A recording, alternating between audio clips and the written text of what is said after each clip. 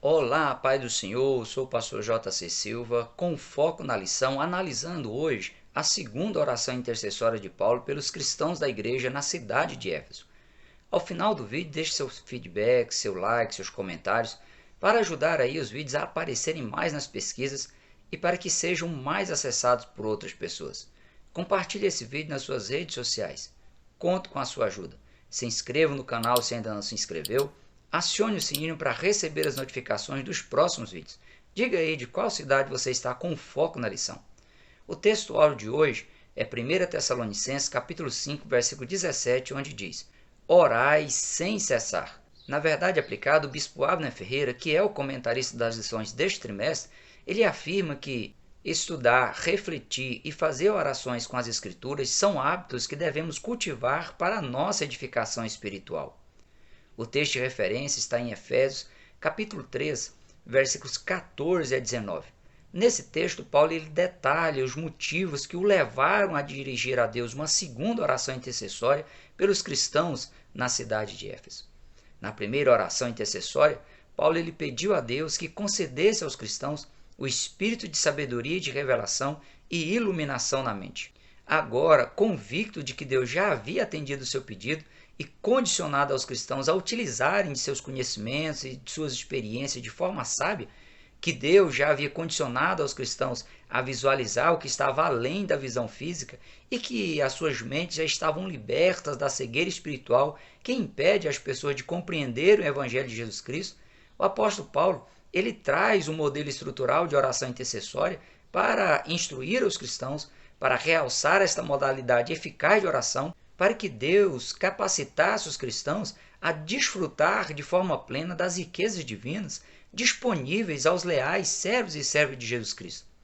Ao fazer uma segunda oração intercessória complementando a primeira, Paulo ele evidencia que o cristão ele precisa aproveitar o privilégio dado por Deus para conversar com ele sobre o que for preciso por meio da oração alicerçada sobre a base do merecimento de Jesus Cristo por seu sacrifício na cruz e não com base em um eventual merecimento humano.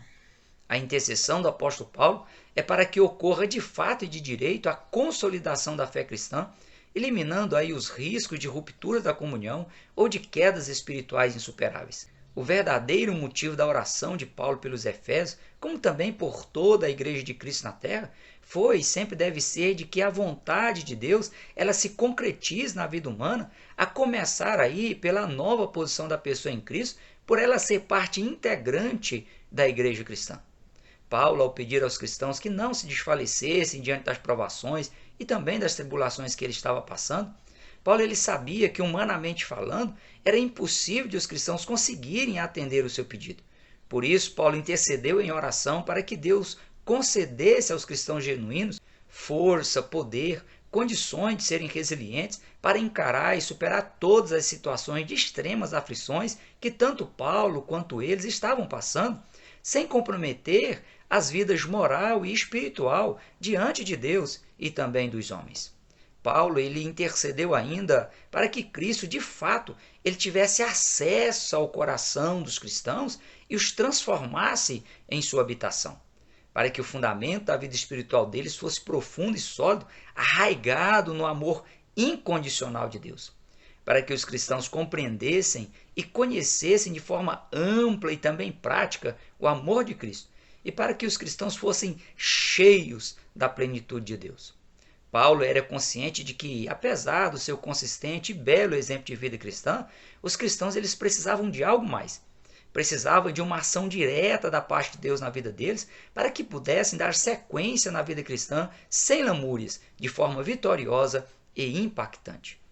A atitude da oração, a postura adotada pelos judeus para se aproximarem de Deus em oração, geralmente era sobre os pés, com as palmas das mãos levantadas e também com as mãos abertas. Uma posição aí de rendição total à soberania e aos cuidados de Deus. Paulo ele demonstra também que o ato de estar de joelhos era uma posição de humildade diante de Yahvé Adonai, o supremo soberano do universo. No contexto bíblico, há diversas outras posturas de as pessoas orarem na certeza de estarem sendo ouvidas e de que seriam atendidas por Deus. dentre as atitudes, as posturas na oração, estão de joelho, sobre os pés, deitado e quaisquer outras posturas, seja sentado ou andando, bastando apenas que a pessoa o faça crendo, se utilizando de uma fé viva e sobrenatural, que haja intimidade estreita com Deus, como no caso de Paulo, que chegou a chamar Deus de Pai, uma expressão que traduz a mais verdadeira e estreita relação de amor, de comunhão e preocupação para com os filhos. Ainda quanto à atitude, quanto à postura para orar, é importante que seja com um coração quebrantado e contrito, com intensidade, de forma que a pessoa consiga expressar suas verdadeiras necessidades diante de Deus, seus verdadeiros interesses ocultos, a verdadeira angústia da alma. Ainda que a pessoa ela não consiga traduzir tal realidade em palavras, como foi o caso de Ana, a mãe do profeta Samuel, e precise que o Espírito Santo interceda pela pessoa junto de Deus, com gemidos inexprimíveis.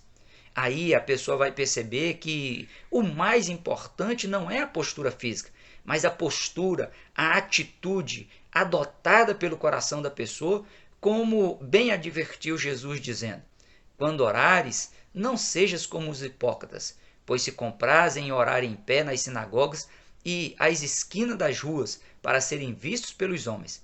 Em verdade vos digo que já receberam o seu galardão. Mas tu, quando orares, entra no teu aposento e, fechando a tua porta, e ora a teu pai que vê o que está oculto, e teu pai que vê o que está oculto te recompensará. O alvo da oração do cristão também deve estar bem definido por quem ora. A oração sempre deve ser dirigida a Deus Pai, deve ser produzida e desenvolvida com a ajuda do Espírito Santo de Deus e com base nos méritos de Cristo, ou seja, em nome de Jesus. Por isso, toda a oração ela deve ser concluída com essa expressão, em nome de Jesus, de acordo com o que o próprio Cristo disse: se vós estiverdes em mim e as minhas palavras estiverdes em vós, pedireis tudo o que quiserdes e vos será feito, a fim de que tudo quanto em meu nome pedirdes ao Pai, ele vos conceda. Estar em Jesus é estar sob sua autoridade, sob sua proteção, é ter intimidade com ele e liberdade para, com toda sinceridade, falar com o Pai. Os mecanismos humanos, as técnicas de manipulação, o poder de convencimento humano são inúteis diante de Deus. As coisas vão acontecer simplesmente porque a pessoa vai falar com Deus Pai em nome de Jesus. E Jesus tem todos os méritos, todos os créditos para que o Pai atenda os pedidos feitos em seu nome. Ainda quanto ao alvo da oração, o bispo Abner Ferreira, ele frisa que o foco da oração intercessória de Paulo não são as coisas materiais, mas as coisas espirituais. Há valores que devem ser almejados e buscados pelo ser humano, pois em Deus atendendo à intercessão, os cristãos teriam e têm melhor acesso às bênçãos materiais, sentimentais e físicas, bem como condição plena de desfrutar de toda a sorte de bênçãos, sejam elas quais forem. À medida que cada pessoa entender esse processo e se realinhar nesse modelo estrutural apresentado por Paulo, as coisas vão fluir melhor e com naturalidade em todas as áreas da vida, inclusive nas áreas espiritual e material.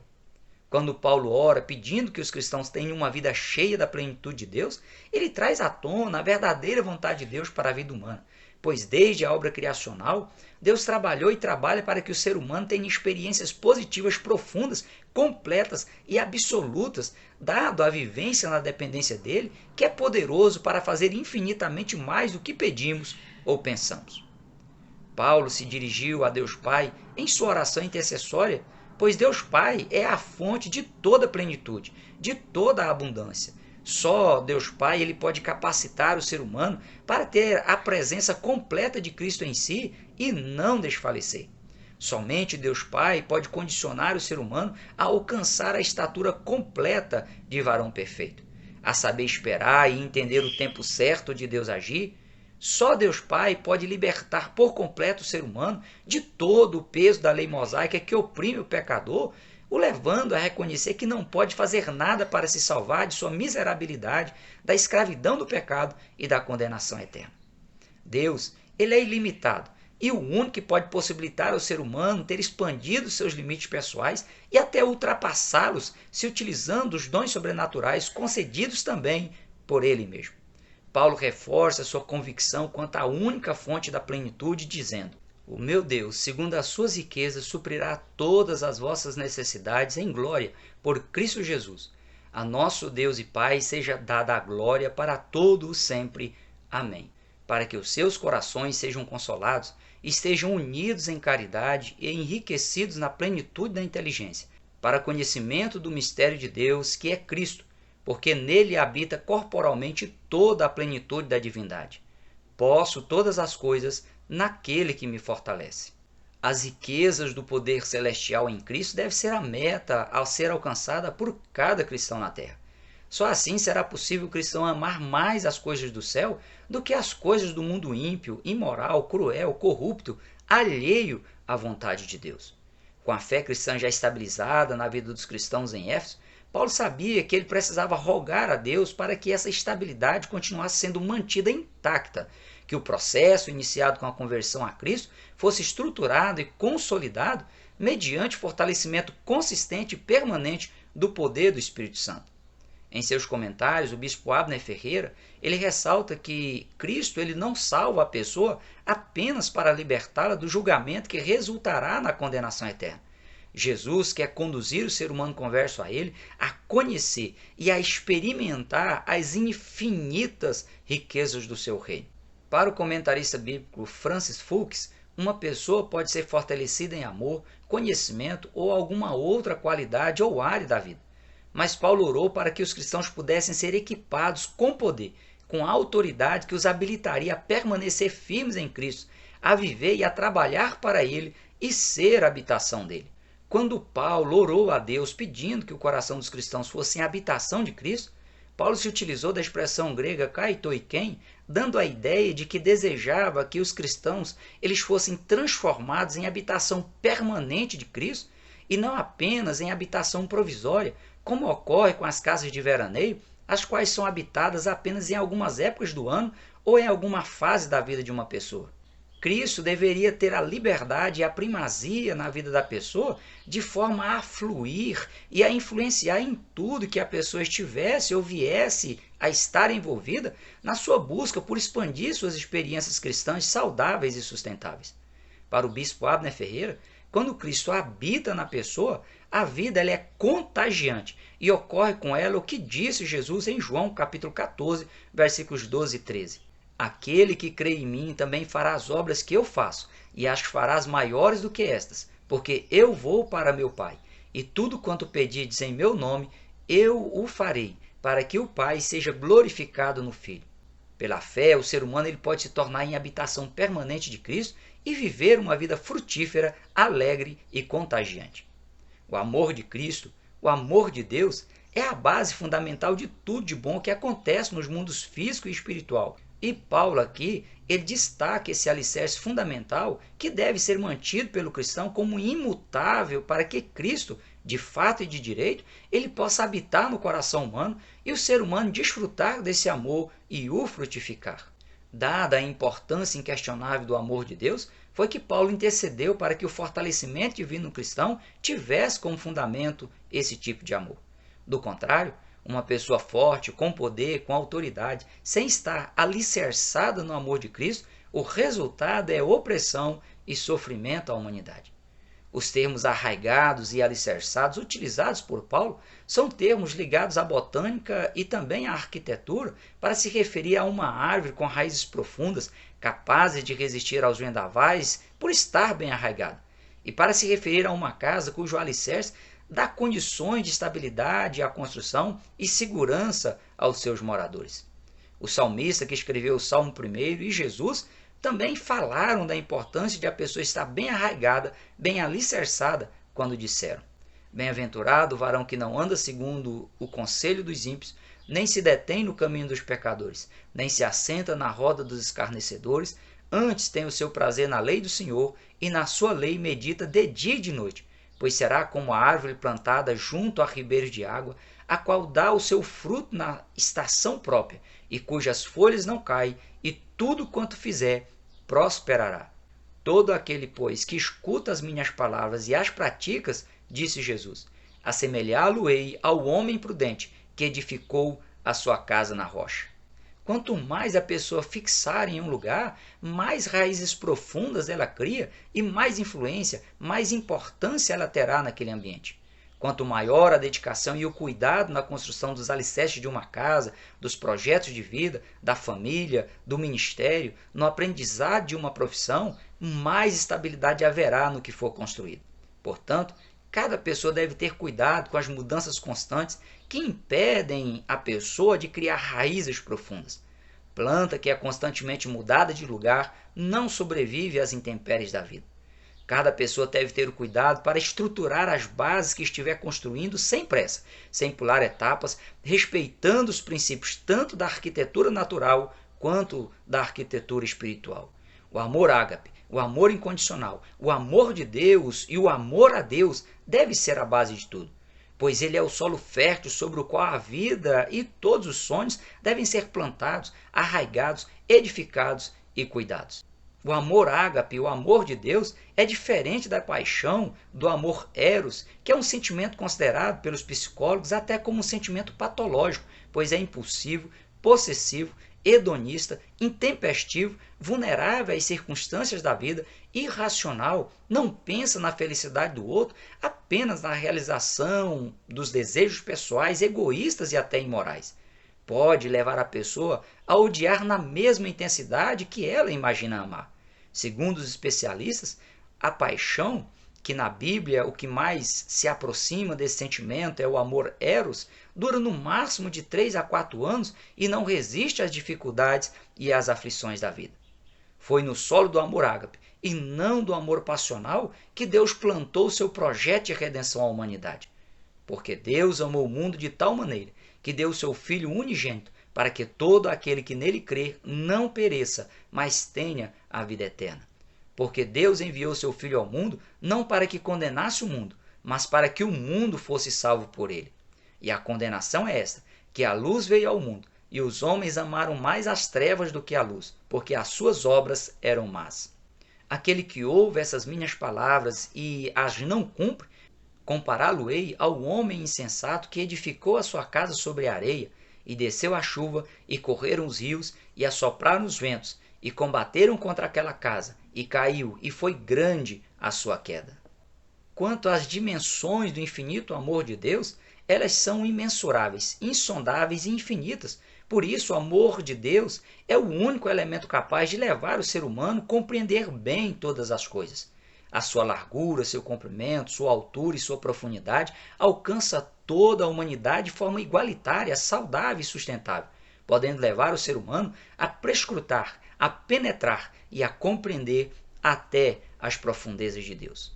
Em 1 Coríntios, capítulo 2, versículos 9 e 10, Paulo diz: As coisas que o olho não viu e o ouvido não ouviu e não subiram ao coração do homem são as que Deus preparou para os que o amam. Mas Deus nolas revelou pelo seu Espírito, porque o Espírito penetra todas as coisas, ainda as profundezas de Deus. Basta o ser humano corresponder ao amor de Deus, o vivenciar e o distribuir a todos com quem se relaciona. O amor de Cristo ele excede a todo entendimento, não tem prazo de validade e nunca permite a pessoa ferir seus semelhantes.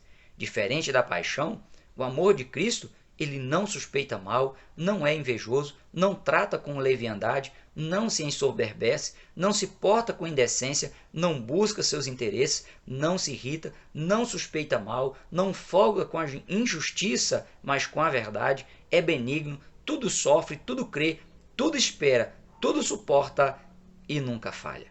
O melhor é que é plenamente possível ao ser humano experimentar em si e transmitir aos outros de forma multiforme e prática o amor de Cristo. Basta a pessoa estar e permanecer em Cristo para que o velho estilo de amor impulsionado pela paixão e todas as demais velhas práticas de vida ímpia e imoral fique para trás e a pessoa conheça o amor de Cristo que excede a todo entendimento e seja cheio de toda a plenitude de Deus.